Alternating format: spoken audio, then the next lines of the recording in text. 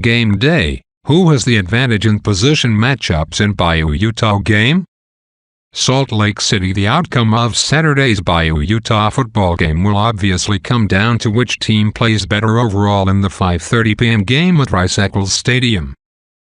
But which team has the edge at the various positions heading into the game?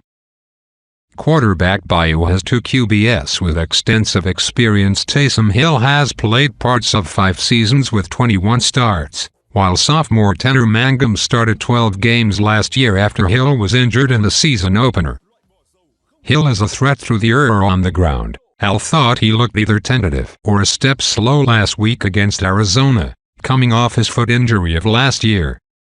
Utah counters with JC transfer Troy Williams, who looked pretty good in his debut last week against Southern Utah with 20 of 35 completions for 272 yards and a pair of touchdowns. Williams can also run. His backup Tyler Huntley got in for a series against Sioux, but is just 18 years old. Edge. BYU running back Jamal Williams didn't show many signs of rust last week after missing all of last season, picking up 162 yards on 29 carries.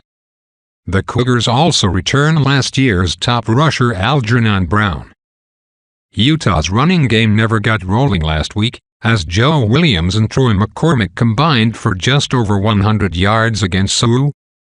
McCormick was more impressive, but Williams remains the starter.